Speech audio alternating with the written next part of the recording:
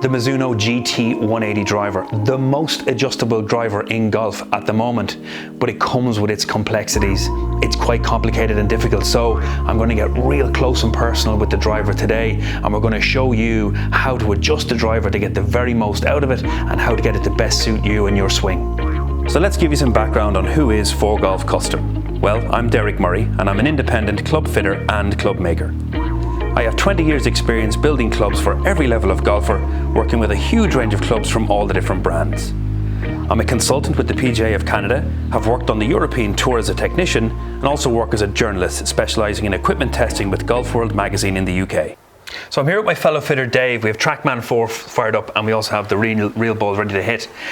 This driver is uber adjustable, and unlike its baby brother the ST, this is the GT180. I'm going to show you a little bit about how the numbers relate to the actual way we set this driver up, but really from a fitting perspective. So this isn't our review of the club as such, it's more about how we take the club, its adjustability, and suit it to the type of golfers that we would see here regularly.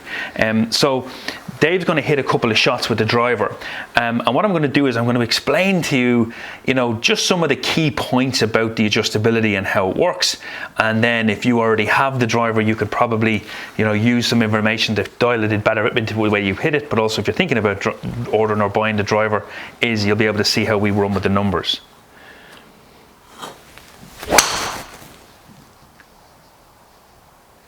We've got the Tensai blue Mitsubishi shaft in the driver. I'll put the spec up down below here so you can see it.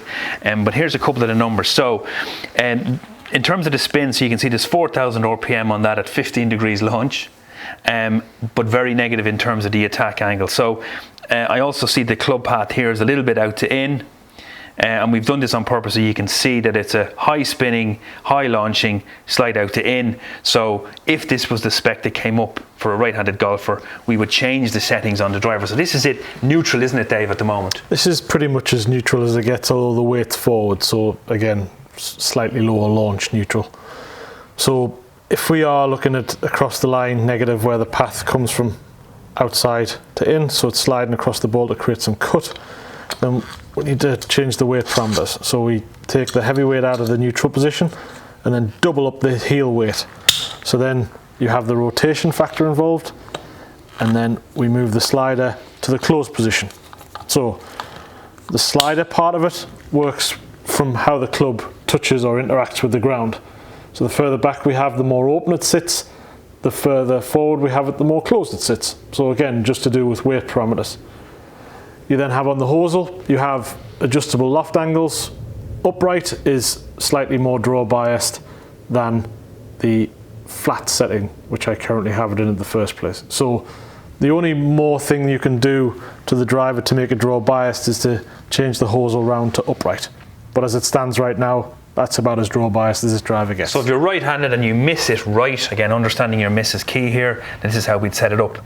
Then if you're right-handed, Dave, and you miss it left, so you hook the ball, what way would you set that up? So again, the complete opposite. Both weights to the extremity.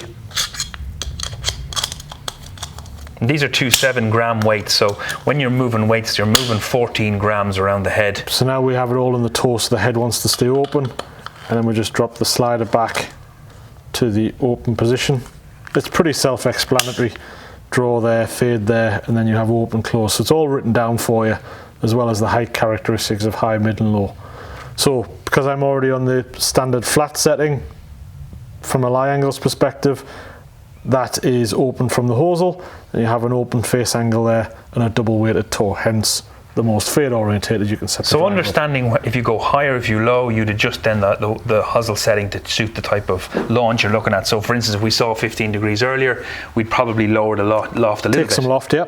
Perfect. Shaft wise, Dave, and again, fitting is the key aspect here, but if you can't get fitted, here's a couple of just give a few outlines on the shaft. We use Tensai from Mitsubishi a lot. Just give the explainer on that in terms of shafts. I think with the complication of the head and all the moving settings, keep the shaft quite simple. So the Mizuno don't have a massive shaft offering, which I think in this case is a real benefit to the product. So you have blue, white and orange from a Tensai perspective. White, low launch, low spin. Blue, mid launch, mid spin. And then the orange is low spin, mid launch. Yeah, so the white goes the lowest. Absolutely, yeah. And the blue tends to go the highest. Go the highest. And the orange is in between. Kind of sits in the middle. Brilliant. Absolutely. So that's a kind of a good idea to understand those. And there are other shafts that they have as free upgrades, but they're the three we thought simplest ones for us to give to you. As I said, know your miss, and then work the weights around your miss. If you're getting this driver and you can get fitted, that'd be the easiest way. But hopefully this guide about the weights and where they're set will help you make a better choice about where to put them and get the best from this particular driver. So just before we finish up, I just wanted to highlight a couple of points here. This driver does spin a bit because of the tooling and where the weights are set at the bottom of the club. It does tend to spin the ball a bit more. We've reviewed the other driver from Mizuno, the ST180, which is the lower spin, lower launching product.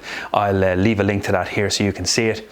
I also want to give you 3 reference picks, just the extremities of the settings again for you to look back on and review. So if you miss the ball to the right, if you're right-handed, you slice the ball. Setting picture 1 will show you the settings that will best suit that. If you miss it to the left, and obviously you're right-handed, and you hook the ball or pull the shot, I'll put the settings for that. And then also if you hit it low, I'll give you the 3rd picture, which shows you how to set the driver up to suit that. And that's one of the key things about what we do. The information that we provide you is based on how you would strike the ball and understanding your miss. So if you do have kind of a specific problem with the driver, or you want to get a little bit better handle on it, why don't you stick your questions in the comments below, and I'll give you a little bit of a steer on how to set the driver up. And that knowledge that we have is all based about fittings, and I hope that you like the videos and what we're giving you here. If you do, why don't you click on subscribe, and we'll see you at the next video.